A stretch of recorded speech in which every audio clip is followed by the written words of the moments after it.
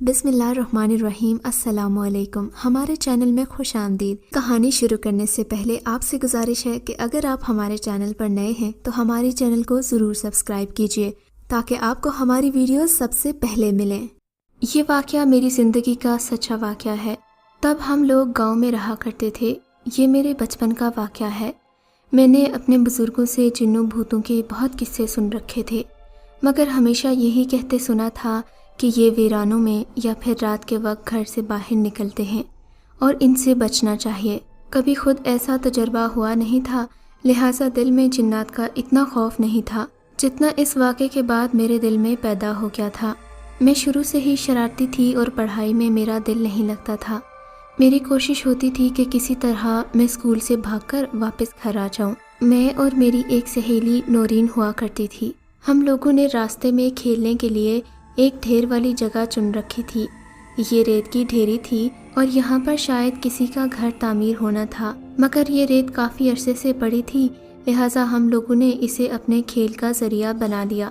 ہم اکثر یہاں پر آتے اور ریت میں پانی مکس کر کے اس سے چھوٹے چھوٹے گھر بنانے کی کوشش کرتے تھے۔ میرا اسکول گھر سے تقریباً 6-7 کلومیٹر دور تھا، لہٰذا اکثر میری کوشش ہوتی تھی کہ اسکول سے جلدی ہی چلی آؤں۔ جب آدھی چھٹی ہوتی تھی تو میں اسکول کے صحن سے اپنا اور اپنی سہیلی کا بستہ نیچے پھینک دیتی، پھر ہم لوگ سب کی نظروں سے بچ کر کسی بہانے سے وہاں آتے اور اپنا بستہ لے کر چلتے بنتے۔ یہ کام ہم نے کئی دفعہ کیا تھا اور ہم کامیاب بھی ہوئے تھے۔ پھر جب تک چھٹی کا وقت ہوتا ہم اسی ریت والی جگہ پر جا کر کھیلتے تھے، جسے مذاق ہی مذاق میں ہم نے دبئی کا نام دے رکھا تھا، کیونکہ میرے ایک ماموں دبئی میں کام کرتے تھے اور انہوں نے بتا رکھا تھا کہ وہاں ریت کے صحرا ہوتے ہیں۔ گرمیوں میں تو یہ کھیل جاری رہتا۔ ہم اسکول سے تقریباً 11 بجے کے قریب ہی بھاگ آتے تھے اور پھر وہاں پر 1-2 گھنٹے کھیلتے۔ اس کے بعد جب چھٹی کا وقت ہوتا تو ہم گھر آ جاتے، مگر سردیوں کے دنوں میں ایسا ممکن نہیں تھا۔ موسم بدل گیا اور دسمبر کا مہینہ آ پہنچا۔ جگہ جگہ برف باری ہونے لگی اور درختوں نے سفید چادریں اوڑھ لیں۔ سردیوں میں ہمیں 10 دن کی چھٹیاں ہوتی تھیں اور اس سے اوپر چھٹی نہیں ملتی تھی، کیونکہ 2 ماہ کی چھٹیاں گرمیوں میں بھی ملتی تھیں، لہٰذا سردیوں میں جتنی مرضی سردی بڑھ جائے 10-15 دن سے زیادہ چھٹی نہیں ہوتی تھی۔ اس رات کو موسم صاف تھا مگر سردی بہت بڑھ گئی تھی۔ صبح جب آنکھ کھلی تو کھڑکی سے باہر نظر پڑی، پورا گاؤں سفید چادر کی لپیٹ میں آ چکا تھا۔ درختوں کی ٹہنیاں جھکی ہوئی تھیں اور برف ہر چیز کو اپنی لپیٹ میں لے چکی تھی۔ آج میرا اسکول جانے کا دل نہیں کر رہا تھا، مگر میں پچھلے 2 دن بھی چھٹی کر چکی تھی، کیونکہ میری ایک چچا زاد بہن کی شادی تھی، لہٰذا آج اسکول جانا ضروری تھا۔ ویسے بھی میرا بڑا بھائی بوائز اسکول میں جاتا تھا، جو ہمارے اسکول سے کچھ فاصلے پر ہی تھا۔ بھائی پڑھائی میں بہت لائق تھا اور وہ چھٹی نہیں کرتا تھا، لہٰذا میری چھٹی کرنے کا کوئی امکان نہیں تھا۔ کافی دیر میں آگ کے پاس بیٹھی رہی اور امی کی طرف دیکھتی رہی کہ شاید وہ خود ہی ترس کھا کر کہتے کہ آج چھٹی کر لو، مگر ایسا کچھ نہ ہوا۔ میں انگیٹھی کے پاس سے اٹھی، جا کر یونیفارم پہنا اور تیار ہو کر بھائی کے ساتھ اسکول چلی گئی، مگر اسکول جا کر دیکھا تو آج میری سہیلی نہیں آئی تھی۔ میرا دل بہت اداس ہوا، میرے ساتھ کوئی باتیں کرنے والا بھی نہیں تھا، اوپر سے سردی کی وجہ سے بچے بھی کم آئے تھے۔ میں اس وقت کو کوسنے لگی جب اپنے بستر سے اٹھی تھی۔ کاش کوئی بہانہ کر لیا ہوتا تو اسکول نہ آنا پڑتا۔ خواہ مخواہ سردی میں آ گئی ہوں، پڑھائی بھی اتنی نہیں ہو رہی، اب یہاں بیٹھ کر کیا کروں۔ یہ دن کا وقت تھا مگر یوں معلوم ہوتا تھا کہ رات ہو گئی ہے۔ گہرے کالے بادل چھائے ہوئے تھے اور ہلکی ہلکی ٹھنڈی ہوائیں چل رہی تھیں۔ اسکول میں ہم کچھ لڑکیوں نے مل کر اور پھر ایک لڑکی جس کا گھر اسکول کے قریب ہی تھا، گھر سے جا کر تیل اور ماچس لے آئی۔ ہم نے آگ جلائی اور کافی دیر ہم آگ کے پاس بیٹھے رہے۔ بتاتی چلوں کہ یہ کوئی آج کل کے ماڈرن اسکولوں جیسا اسکول نہیں تھا۔ اساتذہ بچوں کو ڈھیل دے دیتے تھے اور یہ اسکول بھی کچا تھا۔ یہاں پر ہمیں پانی بھی گھڑے میں بھر کر خود ہی کنویں سے لانا پڑتا تھا اور کبھی کبھی استانی صاحبہ کے لیے آگ جلا کر چائے بھی بناتے تھے۔ اسکول میں ایک کچن بھی موجود تھا۔ خیر، موسم سے بچنے کے لیے اسکول میں ہی آگ جلائی گئی اور ہم سب نے اپنے ہاتھ گرم کیے۔ میرے کپڑے جو تھوڑے بہت گیلے ہو چکے تھے میں نے خشک کیے۔ اب جان میں جان آئی تو دل میں شرارت سوجی۔ دل کیا کہ وقت سے پہلے ہی اسکول چلی جاؤں اور اماں سے کہہ دوں کہ استانی صاحبہ نے برف کی وجہ سے پہلے چھٹی دے دی ہے۔ ان کاموں میں تو میں پہلے ہی ماہر تھی، आधी छुट्टी से पहले मैंने अपना बैग नीचे फेंका और फिर जब हम लोग खेलने लगे तो मैं खेलते खेलते अपना बैग लेकर बहाने से दूर निकल गई। स्कूल से काफ़ी दूर आकर पीछे निगाह दौड़ाई तो किसी को भी मेरे निकलने की खबर नहीं हुई थी। मैंने बैग कांधे पर डाला और अपने घर की तरफ चल पड़ी। आज नौरीन तो थी नहीं, मेरा दिल बहुत उदास था। मौसम में आज अजीब सी दहशत थी। दिन के वक्त भी रात का गुमान हो रहा था। तकरीबन आधा घंटा चलने के बाद मेरे पाँव थक गए थे। पता नहीं आज मुझे थकन का इतना एहसास क्यों हो रहा था। नौरीन के साथ बातें करते हुए तो पता ही नहीं चलता था कि वक्त कैसे गुजर गया। ऊपर से बर्फ़ की वजह से चलना मुहाल हो रहा था, मगर मैं अपनी हिम्मत जमा किए चल रही थी। चलते चलते मैं अपने उस घर की तरफ पहुंच गई जहां हम लोग गर्मियों में रहा करते थे। ये हमारा दूसरा घर था। बताती चलूं कि गांव में हमारे 2 घर थे, एक पहाड़ में और एक नीचे वादी में। सर्दियों में हम लोग वादी वाले घर में चले जाते थे, जबकि गर्मियां इस पहाड़ वाले घर में गुजारते थे, क्योंकि यहाँ पर कदरे ठंडक होती थी और धूप कम पड़ती थी। यहाँ पर घने और ऊंचे दरख्त थे, जबकि वादी वाले घर के सामने लंबे लंबे सब्ज़ार थे, लिहाजा सर्दियों के दिन वहाँ आसान गुजरते थे। अक्सर सर्दियों में हमारा ये वाला घर खाली होता था और हमेशा की तरह आज भी खाली था। अभी मैं अपने घर से थोड़े फासले पर थी कि मुझे लगा हमारे घर में आग जल रही है।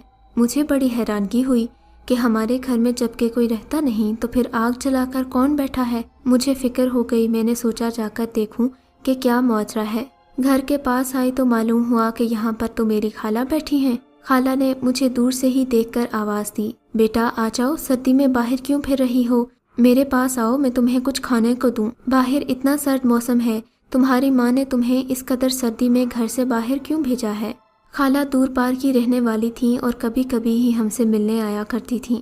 उनको यहाँ देखकर तो मैं खुशी में भूल ही गई कि खाला का इस घर में क्या काम हो सकता है। खैर मैं खुशी खुशी आगे बढ़ी और घर के सहन में दाखिल हो गई। खाला ने बाहर वाले चूल्हे में आग जला रखी थी और साथ ही 2-3 बर्तन रखे थे जो कि ढक्कन से ढके हुए थे। मुबादा उनमें खाने की कोई चीज़ थी। खाला ने मुझे बिठाया और थोड़ी देर बातें करती रहीं। घर वालों का हाल अहवाल पूछा और कहा कि मैं जल्द ही तुम लोगों से मिलने तुम्हारे घर आऊँगी। वादा किया कि वो रात को हमारे घर ही रुकेंगी। मैं तो खुशी से निहाल हो गई। थोड़ी देर के बाद जब मैं नॉर्मल हुई तो मैंने पूछा, खाला आप इस घर में क्या कर रही हैं? मेरा मतलब है कि आप इस वक्त यहाँ कैसे? खाला ने मेरी बात सुनी तो बोली, हाँ बेटा, मैं तो तुम्हें बताना भूल ही गई। आज सुबह ही सुबह मेरी तबीयत बहुत ख़राब हो गई थी। मैं डॉक्टर से दवाएं लेने गई थी, मगर रास्ते में मुझे इतनी थकन हुई कि मैंने सोचा इस घर में थोड़ी देर आराम कर लूं और अपने हाथ पांव गर्म कर लूं। उन्होंने आग की तरफ देखते हुए कहा, वैसे खाला ये घर कितना अच्छा है ना। मेरा तो दिल चाहता है कि हम सर्दियों के मौसम में भी यहाँ रहें, मगर अब अम्मी को कौन मनवाए? देखे ना, मेरा स्कूल भी यहाँ से कितना करीब पड़ता है, जबकि उस घर तक जाते हुए मुझे 1 घंटा लगता है। हाँ बेटा, ये तो तुम सही कहती हो। भला इस घर में कमी ही क्या है?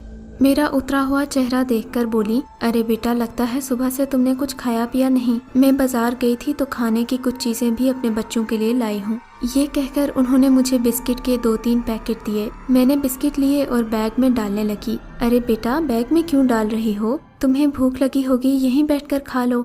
नहीं खाला, खाली बिस्किट खाने का मजा थोड़ी आता है। मैं घर जाकर चाय के साथ खाऊंगी। हाँ तो ये कौन सा बड़ा मसला है, मैं तुम्हें अभी चाय लाकर देती हूँ। मगर खाला, आप कहाँ से चाय लाएंगी? बड़ी मुश्किल से तो आपने आग जलाई होगी। रहने दीजिए, मैं घर जाकर ही चाय के साथ खा लूँगी। अब मुझे वाकई हैरत हो रही थी कि खाला आखिर चाय लाने की बात क्यों कर रही हैं। दिल ही दिल में मुझे बुरा भी लग रहा था कि एक तो ये आग जलाकर हमारे घर बैठी हैं और ऊपर से पता नहीं अब चाय कैसे बनाएंगी। मैं इन्हीं सोचों में गुम थी कि मुझे लगा काफ़ी देर हो गई है, खाला वापस नहीं आई। नज़र उठाकर देखा तो सामने चाय का कप पड़ा था, मगर खाला तो गायब थी। मुझे बड़ी हैरत हुई। मैंने सारे घर में खाला को ढूंढा, मगर खाला न मिली। मैंने सोचा कि शायद वैसे ही शरारत कर रही होंगी। मैंने बिस्किट खोले और चाय के साथ खा लिए। ये बड़े बड़े मोटे मोटे बिस्किट थे जिनमें क्रीम भी लगी हुई थी। खाला यकीनन शहर से लाई होंगी। इतने उम्दा बिस्किट तो हमारे गाँव में नहीं मिलते। बिस्किट क्या थे, लगता था नरम नरम डबल रोटी है, मगर शक्ल बिस्किट की थी और जायका भी वैसा ही था। मैंने खूब मज़े ले लेकर चाय के साथ बिस्किट खाए और दोबारा खाला को ढूंढने लगी। खाला को बहुत आवाज़ें दी, मगर खाला मुझे कहीं नजर न आई। یہ دیکھ کر مجھے عجیب سی حیرت بھی ہوئی اور مجھ پر ایک دہشت سی طاری ہو گئی۔ دن کا وقت تھا، لہٰذا ایسا ویسا کوئی گمان میرے دل میں نہ آیا۔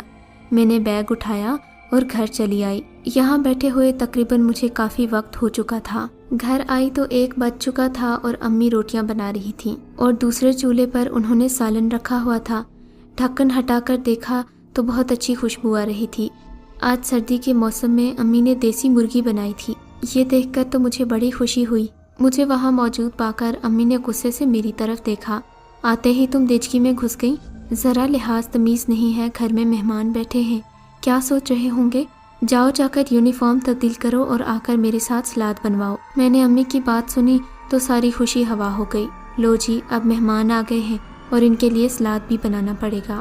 میں اندر گئی تو دیکھا خالو، خالہ اور ان کے 2 بچے بیٹھے ہیں۔ یہ دیکھ کر میں حیران رہ گئی۔ ارے خالہ، آپ یہاں کیسے؟ آپ تو… ارے بیٹا، نہ سلام نہ دعا، آتے ہی باتوں میں لگ گئیں۔ خالہ سے ملو گی نہیں؟ یہ کہہ کر انہوں نے آگے بڑھ کر مجھے گلے لگا لیا، مگر میں خوف سے تھر تھر کانپ رہی تھی۔ اگر خالہ یہاں ہیں تو پھر وہ عورت کون تھی جو ہمارے گھر میں بیٹھی تھی؟ یہ سوچتے ہی میرا خوف سے برا حال ہو گیا۔ اس عورت کے کپڑوں کا رنگ گہرا کالا تھا، جبکہ خالہ نے ہلکے نیلے رنگ کے کپڑے پہن رکھے تھے۔ اس دن رات کو مجھے سخت بخار آ گیا۔ میں نے اصل بات کسی کو نہ بتائی کہ میرے ساتھ کیا ہوا ہے، کیونکہ جانتی تھی اگر بتایا تو امی میری چوری پکڑ لیں گی، پھر بھائی کو میرے پیچھے لگا دیں گی اور بھائی صاحب مجھے چھٹی کے وقت ہی اسکول سے لے کر آئیں گے۔ 2-3 دن مجھے بخار رہا، امی نے دم وغیرہ کیا اور پھر میں ٹھیک ہو گئی، مگر آج بھی جب وہ واقعہ یاد آتا ہے تو عجیب سی وحشت ہوتی ہے اور اکثر سوچتی ہوں کہ اگر وہ خالہ نہیں تھیں تو پھر وہ عورت کون تھی۔ اگر آپ کو یہ کہانی اچھی لگی ہے تو اس ویڈیو کو لائک کیجیے اور اس طرح کی مزید ویڈیوز دیکھنے کے لیے ہمارے چینل کو سبسکرائب کیجیے۔ اور ہاں، اگر آپ کی کسی دوست، رشتہ دار یا بہن کے ساتھ خدا نہ کرے ایسا کوئی واقعہ پیش آیا ہے تو ہمیں کامنٹ سیکشن میں اس کے بارے میں ضرور بتائیے۔